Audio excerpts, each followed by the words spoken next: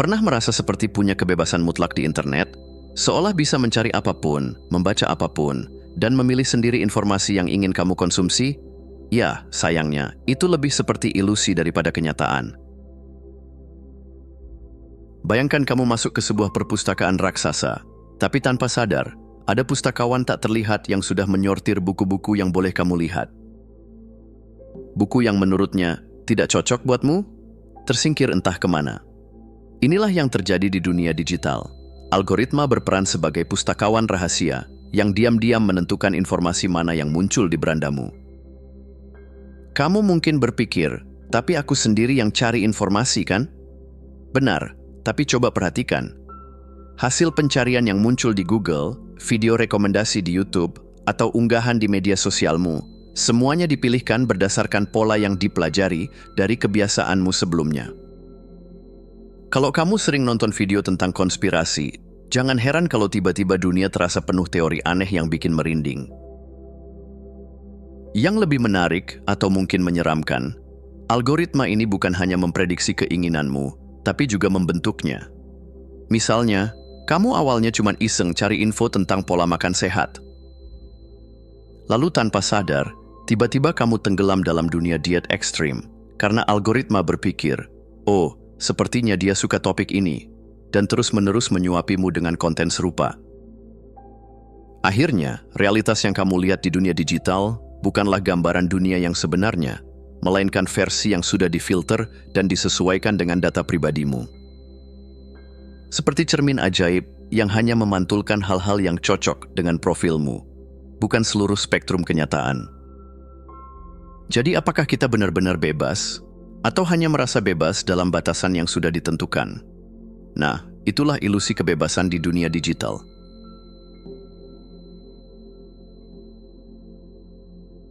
Pernah merasa seolah dunia ini semakin kecil? Atau setiap kali kamu buka media sosial, isinya selalu orang-orang yang setuju dengan pendapatmu? Selamat datang di kandang digital, tempat di mana algoritma membangun dinding tak kasat mata yang semakin menyempitkan pandanganmu. Bayangkan kamu masuk ke sebuah pesta besar dengan ribuan orang dari berbagai latar belakang. Tapi begitu kamu tiba, ada seorang pemandu yang dengan sigap membawamu ke ruangan khusus. Di sana, hanya ada orang-orang yang berpikir sama sepertimu. Setiap kali kamu berbicara, semua orang mengangguk setuju. Tidak ada perdebatan, tidak ada sudut pandang berbeda, hanya gema dari keyakinan yang sudah kamu miliki. Itulah yang terjadi di media sosial. Algoritma terus menyajikan konten yang cocok dengan apa yang sudah kamu sukai atau percayai sebelumnya. Ini disebut ruang gema, sebuah ekosistem informasi yang semakin sempit dan eksklusif. Kamu hanya mendengar suara-suara yang menguatkan opinimu sendiri, seolah seluruh dunia sepakat denganmu. Padahal, di luar sana, ada banyak perspektif yang mungkin belum pernah kamu pertimbangkan. Masalahnya, ketika setiap orang terjebak dalam ruang gema masing-masing, jembatan antar pemikiran pun runtuh. Polarisasi sosial makin tajam karena orang-orang dengan pandangan berbeda sulit saling memahami. Diskusi berubah menjadi perang opini tanpa ujung, dan yang tersisa hanyalah dua kubu yang saling berteriak tanpa benar-benar mendengar. Jadi kalau dunia digital terasa makin sempit, mungkin karena kamu tanpa sadar sedang berada di dalam kandang yang algoritma bangun untukmu. Dan seperti burung di dalam sangkar, semakin lama kamu di sana, semakin sulit rasanya untuk terbang keluar dan melihat dunia dengan lebih luas.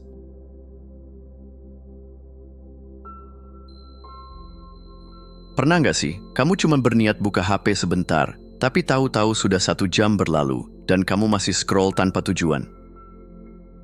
Atau mungkin, rasanya ada yang kurang kalau sehari saja nggak ngecek notifikasi. Ironisnya, dunia digital memang dirancang untuk membuatmu ketagihan.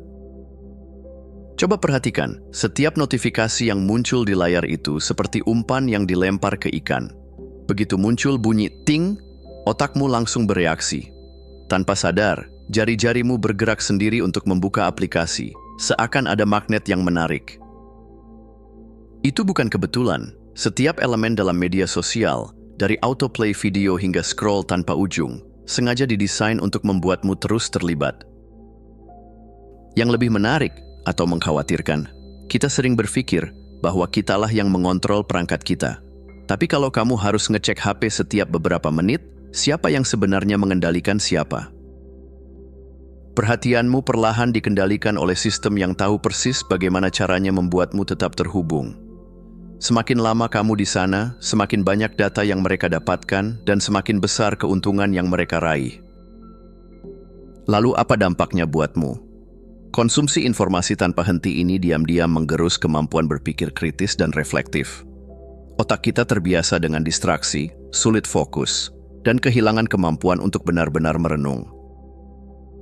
Alih-alih menikmati momen, kita sibuk memastikan apakah ada notifikasi baru atau sekadar mengecek sekilas yang akhirnya berujung sesi scrolling maraton.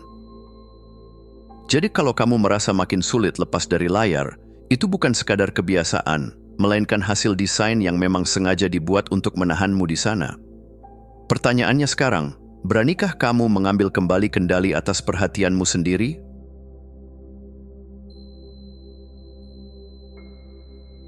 Pernah nggak kamu posting sesuatu di media sosial, lalu dalam beberapa menit langsung ngecek apakah ada like yang masuk? Atau mungkin kamu pernah merasa senang banget karena mendapat banyak komentar positif, tapi di lain waktu jadi down gara-gara postinganmu sepi interaksi?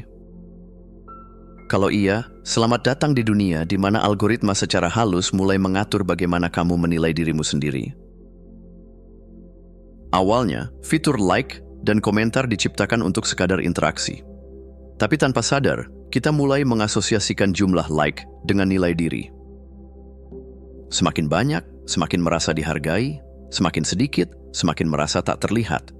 Lama-lama, kita menyesuaikan diri dengan standar digital yang tidak selalu realistis. Mulai dari cara berbicara, cara berpakaian, bahkan bagaimana kita menampilkan hidup kita. Yang lebih menarik atau ironis, bukan kita yang benar-benar mengendalikan bagaimana kita terlihat di media sosial, melainkan algoritma. Dia menentukan postingan mana yang akan diperlihatkan ke lebih banyak orang, mana yang akan tenggelam. Artinya, kita bukan hanya mencari validasi dari orang lain, tapi juga dari sistem yang bahkan tidak memiliki perasaan. Lalu, apa yang terjadi? Kita makin lama makin jauh dari keaslian diri. Alih-alih menampilkan siapa kita sebenarnya, kita mulai beradaptasi dengan apa yang kira-kira akan disukai algoritma. Perlahan, tanpa sadar, kita membiarkan dunia digital mendikte siapa kita seharusnya menjadi. Tapi tunggu sebentar, apakah nilai dirimu benar-benar bisa diukur dari angka-angka di layar? Atau apakah kamu sebenarnya jauh lebih berharga dari sekadar jumlah like yang diberikan oleh sistem yang bahkan tidak benar-benar mengenalmu?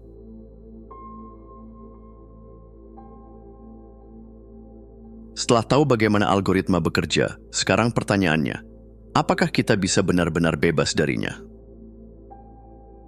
Jawabannya bukan soal mematikan internet dan pindah ke hutan, tapi lebih ke bagaimana kita mulai menyadari cara kerja sistem ini dan mengambil kembali kendali atas pikiran kita sendiri. Langkah pertama, sadar bahwa tidak semua yang kamu lihat di dunia digital adalah kenyataan. Media sosial, berita yang dikurasi, dan konten yang terus muncul di berandamu, semua itu bukan gambaran objektif tentang dunia, melainkan cerminan dari apa yang sistem anggap cocok untukmu.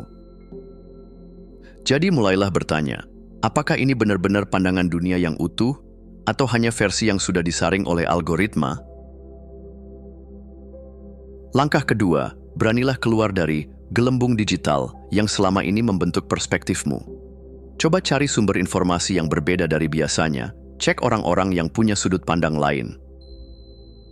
Dan yang paling penting, jangan takut untuk mempertanyakan apa yang kamu baca.